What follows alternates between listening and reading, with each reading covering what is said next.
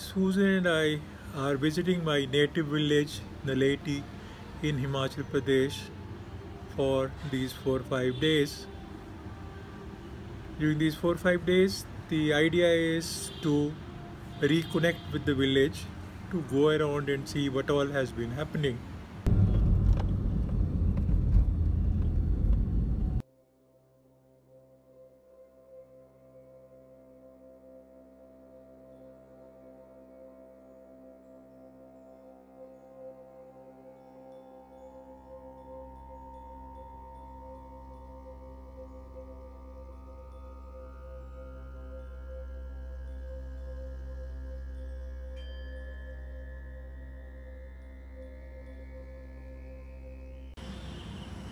One routine that we follow is go out for morning walks. Susan goes with a video camera and likes to capture some birding scenarios around the place. This morning we are in a very special area which is a sacred grove, much worshipped and visited by the locals for many years. This is a hilltop about 200 meters from about 200 meters from the road, which has an ancient temple which commemorates the memory of one local brave, Guga. It is a temple because the bravery of Guga in his own lifetime had people elevate his stature to that of a god. The temple used to be a nondescript earthen structure in the olden times. Now of course we see this rather imposing brick and mortar structure around here. So to that extent there is a change.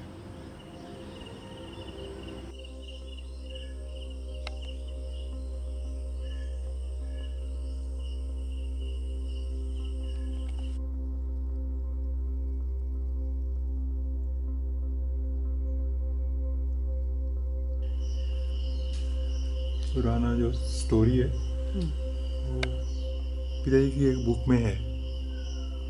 The book is all about this. What is the story? कल ये बनाया इन्होंने तो फिर उसके बाद ये रखा गया, लगाया गया.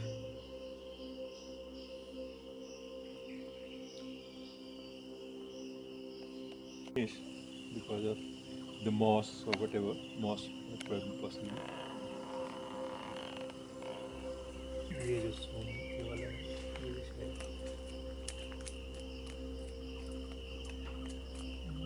मे और मे नॉट बी, बट ऐसे लग रहा है जैसे ये जो है ये पूरे का पूरा बिल्कुल पुराना वो है, स्टोन ही है.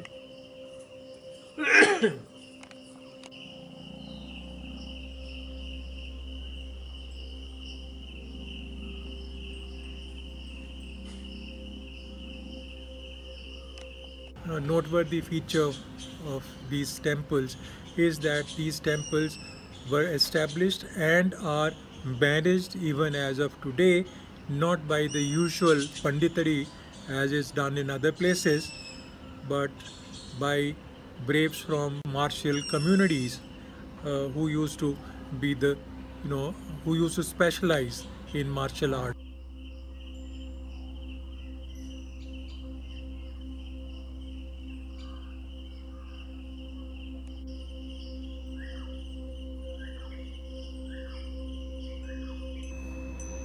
Continue to talk about the legend of Guga. I understand what is now never missed by the community is to organize at least 2 community meals every year. That's the barest minimum that is done. It is common belief that a large number of people, without bothering about the caste or community, having a meal together is is a job of great merit and is organized regularly at least twice a year at this spot itself as well. The legend of Guga Gagan King Tungabhadra is something that I picked up from the uh, the play called Vatsala, written by my father, Shri Durgadatti Shastri, late Shri Durgadatti Shastri, who is a celebrated author of various Sanskrit granths and books. He is all his life been a Sanskrit teacher, but his creativity has surfaced not only as a teacher but more as the author of a large number of works in original Sanskrit. Good thing about his books is that each one of them also carries a Hindi translation for those who may find it difficult to understand or assimilate what is written in Sanskrit. He of course has on his side written some of the most sophisticated Sanskrit poetry, prose, drama, novels, fiction. All kinds of genres have been covered by him and has been celebrated all over the place. He has been a much recognized Sanskrit scholar by the various state governments.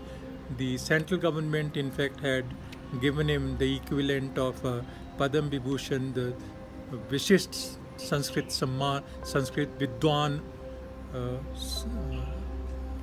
award.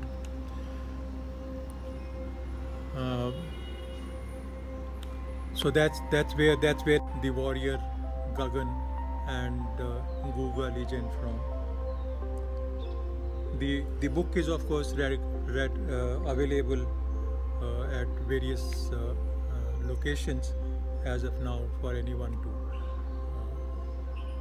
read.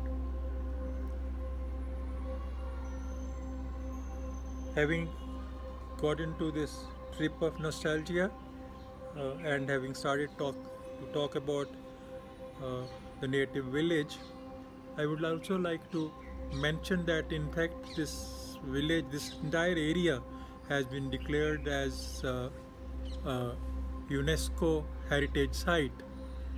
It's known for 2-3 things, been recognized by UNESCO for its very European stone paved streets, drainage systems, and the way houses are organized in neat rows, and the way they've been constructed, all of them almost the equal height. That's happened all over the place, and an area of almost 5 square kilometers is all covered within that heritage site. Of course, this area was much frequented by outsiders even in the past for its climate, for its green vistas, and also of course for many temples that the hills have been abode to in the entire country. Here also there are a number of gods and goddesses whose temples are there in various areas.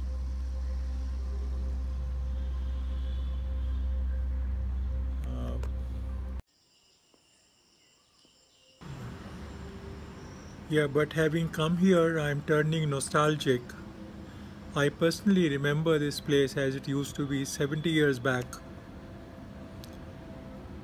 when we used to come to this place for the annual village fair. I can see the stalls of the village fair even right now. All kinds of sweets and bangle sellers and tricksters, and I also can see the old wooden merry-go-round structure, which used to be one of the more popular pastimes during those times, when the braves sitting in the merry-go-round used to attempt all kinds of tricks while the merry-go-round was moving. The highlight, of course, used to be also the community feast that was held in the temple, once or twice every year. It's pretty close to where I live, so we used to frequent the place. The legend, in fact, takes us back to olden times when Gagan became Guga, the god for the locals.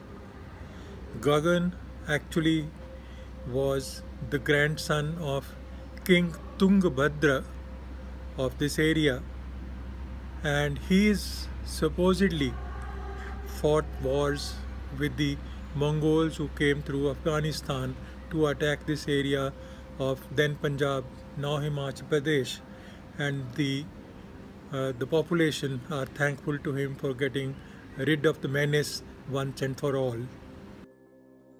Following the practice of going out for our morning and evening walks with Susan carrying her video camera in an effort to capture how the landscapes are changing over the years, and also the birding that we can do in these areas.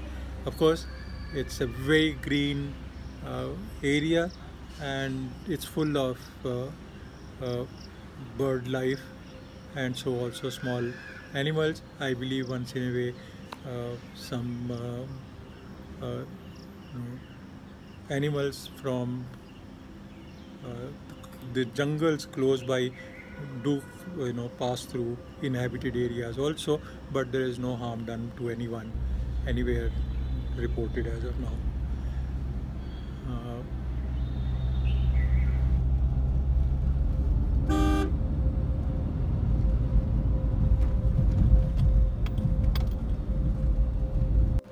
As I started delving deep into my experiences around my native village, one thing that comes to mind is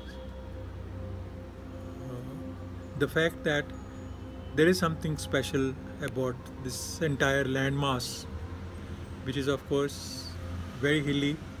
It's always been, agriculture has been the mainstay of the locals,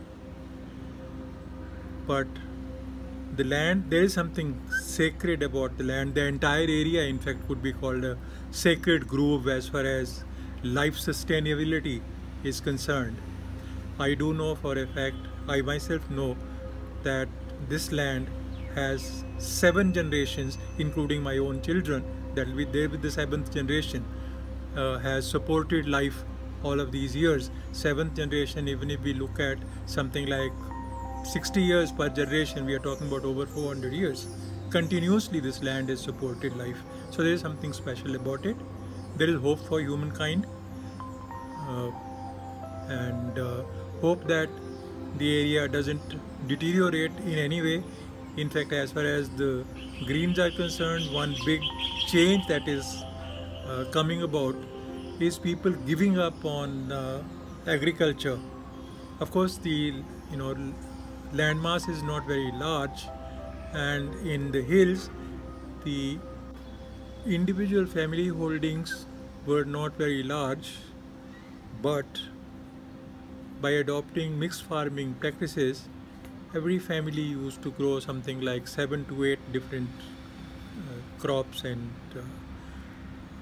produce quite enough to sustain themselves for most part of the year, based on that produce from very small land holdings as well. Unfortunately, that is beginning to change. Once the chemical fertilizers came in and agriculture practices started changing, it appears that mixed cropping was given up, just two main crops were handled, and those could possibly not sustain everyone. But by and by, people have given up on agriculture altogether, and I find that most of the agricultural fields are now turning into small forests, small forests all over the place. Everything is growing wild. Hope people would rethink what's happening to the environment. It's nice to have a lot of green, but then giving up on agriculture altogether and producing enough for the family by adopting healthy agricultural practices would itself be a great boon.